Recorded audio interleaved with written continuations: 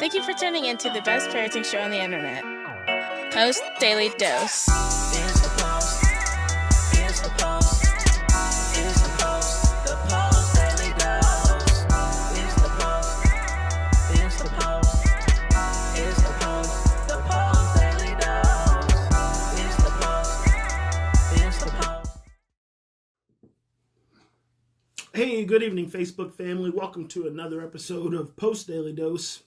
With me, your trusted parenting advisor, faithful guidance servant on the healing journey. What's my name? Big Papa Brian+Post. So, today is day 3 in our foster parent awareness series. And tonight's topic is trauma is a sensory experience. But before I go into that, I just want to mention, send prayers, thoughts, positive vibes to all the families in Colorado affected by the school shooting. I've been catching a little bit of that on the news. And hey, good evening, Gareth. Glad you made it. That brings me to another point. Gareth saying that he's glad he made it in time tonight. You guys, on your Facebook page, and maybe it's on the Post+Institute Facebook page, up in the corner to the right, there's 3 little dots. You click on them, you can turn on notifications for Post+Institute. So anytime I come on live, you'll get a notification on your phone. And then instead of having to guess, because I know sometimes my times vary when I'm on, you'll get a notification of when I'm on, and then that takes all the guesswork out of it. I've got notifications for all the people I follow that I enjoy listening to. So maybe that's helpful for some of you. So I was just saying that, good evening, Kirsten from the Netherlands. I was just saying that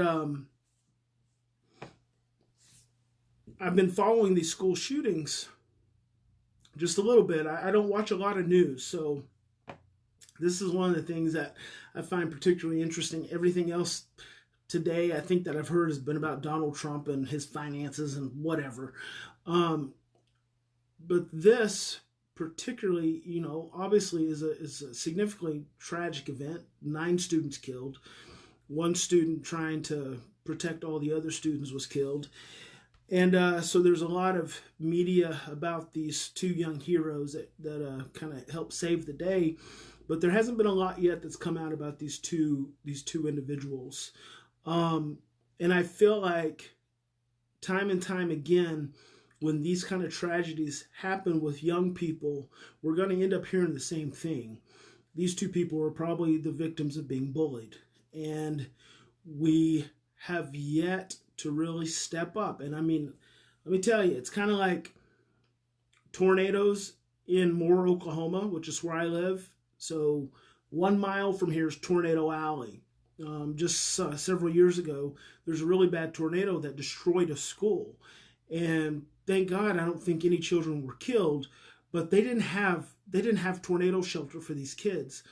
And so it's like Colorado, I mean, you keep these terrible tragedies keep happening. What is the plan of action? What is the plan of prevention? Who's going to start listening to these children who are feeling so helpless that they have nowhere to turn except towards these violent expressions? And that's all it is. You guys have heard me talk about before the 3 emotional pathways: attitudes, feelings, and behaviors. Well, when a child has no other outlet for expression, they can't express their attitudes, they can't express their feelings, and they come down to the behaviors. There's only 2 outlets, anger and depression, and it's got to come through behavior. And that is a byproduct of not feeling listened to, not feeling heard. And so we have to ask ourselves as a nation, not just Colorado, but we have Columbine. I think there's just the anniversary of Columbine was just yesterday. And then Florida last year but then again, I keep getting, notes from parents and questions from parents and comments from parents about their kids getting bullied in school or not feeling safe in school. It's like, when are we going to do something different here instead of continue to allow these situations to unravel into tragedy? And it's just a really sad thing, because now you've got, a community of children who will be traumatized for a long time. They'll have huge amounts of anxiety when it comes to going to school. And I don't I don't even begin to know how we're wrapping our brain around, hey, Tracy, how we're wrapping our brains around these kinds of tragedies and what we're doing to learn from them. I mean, these are bad things. If you can't learn from something this tragic, man, you talk about being dense. And I'm all for, like, in the home with parents, messing up with their kids so we can learn from it. But Jesus, we've got to do something different. All kids deserve to feel safe. And even the kids who are doing the bullying, they're doing the bullying because somewhere within them, somewhere within their families, within their relationships, they do not feel safe. These children do not feel secure, and they are most likely being bullied themselves on some kind of emotional level. There's something missing in these children's lives that lead them to treat other children this way.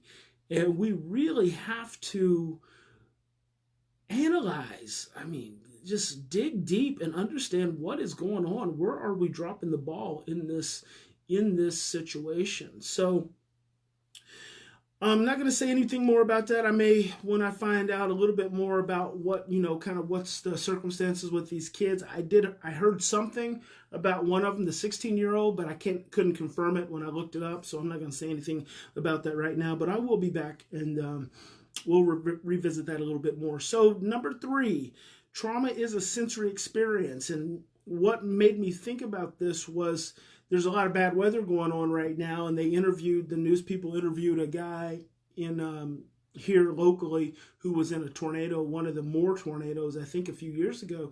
It's a grown man, and he said that when it thunders now, he literally goes and gets in the closet, and he was shaking when he was telling it. So that tells me that he's still obviously suffering from post-traumatic stress disorder from this event. And I said years ago that in New Orleans now, in Louisiana, I guarantee you that something shifts socially, whether it's an increase in crime, it's an increase of substance abuse during the rainy season, because people, those are social community traumas that people don't usually have an opportunity to express, process, and understand, and it will track them and follow them, perhaps and potentially throughout the rest of their life. Well, much the same can be said about foster care. Your children's experiences are emotional. They're emotional sensory experiences. So they are experiences connected to what they've seen. They are experiences connected to what they've heard, how they've been touched, what they have tasted or have not tasted, temperatures involved in their immediate surroundings, what they have smelled, the movement and the lack of movement, the confinement, whatever that has been, the digestion connected to the foods they've eaten and the foods they've eaten in the relationship to the lives that they've lived. So the trauma, the essence of trauma is that it is a sensory experience, therefore it's an emotional experience. So when a trauma occurs, it is the energy of the experience, is all the different sensory pathways that bombards the individual, and that's what gets stored in the brainstem, especially when it's preverbal, but not only just when it's preverbal, just like this grown man talking about this tornado he was in. And now when it thunders, see, he hears the thunder, he sees the sky, he sees it gets dark, and it opens up his brainstem, which is connected to those memories. Now, obviously, he still has not worked through this. This is a grown man. So imagine for a child who, at the very least, and I don't say it to discount the experience at all, but at the very least, let's just say they were relinquished upon birth into adoption or into foster care. Of course, like I said last night, then you still have the whole first 9 months of their life, which have an impact. But what I want you to understand is that for the majority of your children, the reason they have such a hard time putting words to their traumas is because they are sensory experiences.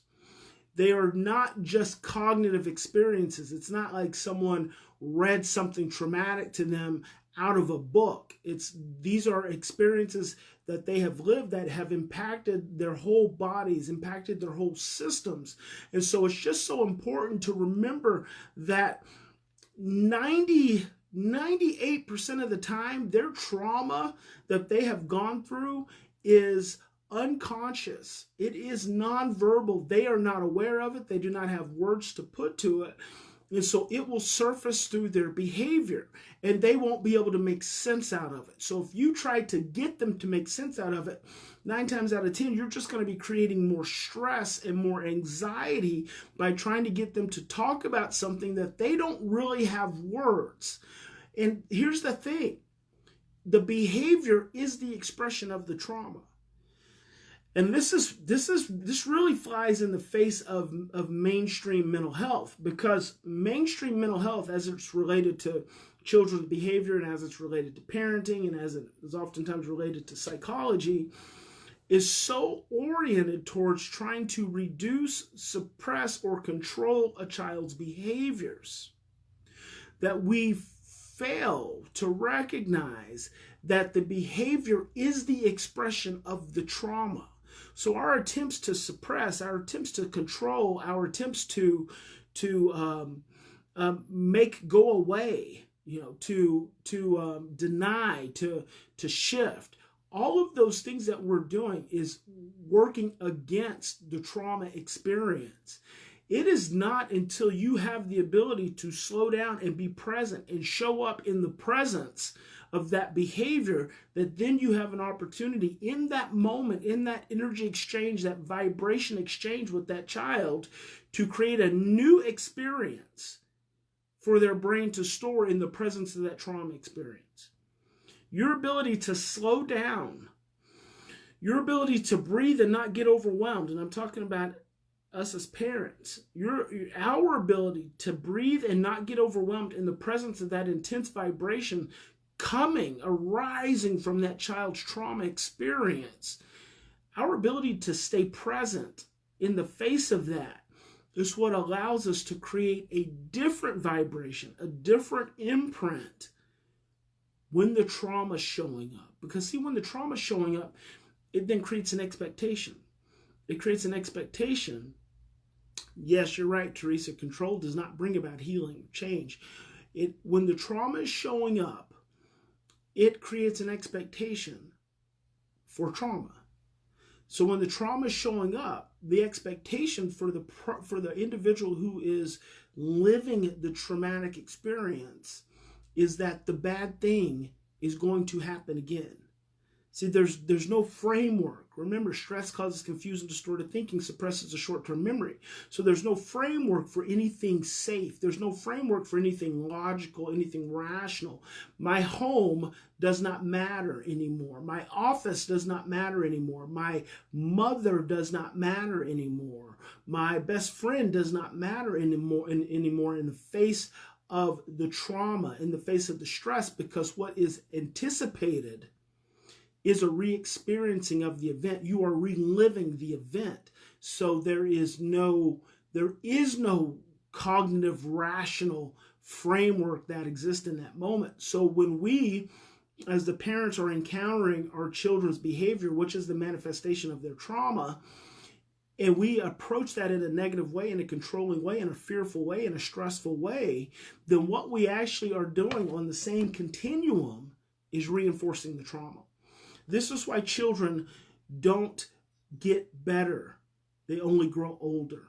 See, this is why children stay stuck for years and years and years and years, because so oftentimes what we are doing in the face of their trauma manifested behaviors is reinforcing them unconsciously. We're not doing this intentionally. We're doing it unconsciously because we get scared and stressed. And when you get scared and stressed, you send a contrary and similar negative and fearful vibration back to a negative, to a fearfully and negatively vibrating trauma brain. So the trauma brain gets fed from our stress brain. Even if you're not dropping into your trauma, you're still dropping into a level of stress that's reinforcing your child's trauma brain. So remember, Being triggered in your trauma, your child being triggered in their trauma can occur through any of their sensory pathways. And when it does, they will not be able to make sense of it. Oftentimes, the single best thing you can do is stop talking to them.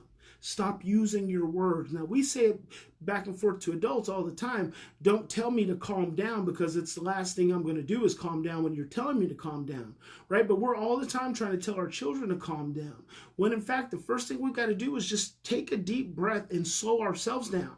Focus on calming yourself down, getting quiet and watching, observing. Say to your child, I hear you. I see you. I don't know what you're trying to tell me right now, but I know you're trying to tell me something. You feel really stressed out, and I'm feeling really stressed out. But that's all. All I'm doing is reflecting. I'm reflecting to them that I'm connected with where they're connected. So I'm being present. So that's it. Number 3, trauma is a sensory experience. It is not an experience that makes sense. I'm tapping my left hemisphere, my emotional brain, my rational brain. So remember, in any given situation, we always have 2 choices. We can continue to react. Listen to these words. We can continue to react from our same old imprints and blueprints of stress and fear and overwhelm. And some of these blueprints, the blueprints come from birth, the imprints and beyond, birth and beyond. The imprints come from this life we live. We can continue to react from those blueprints and imprints and operate out of fear, or we can stop and we can slow down. We can take 3 to 10 deep breaths or more, and we can choose love. God bless you. Big Papa loves you. I hope you have a fantastic evening. I hope this has been helpful and beneficial for you.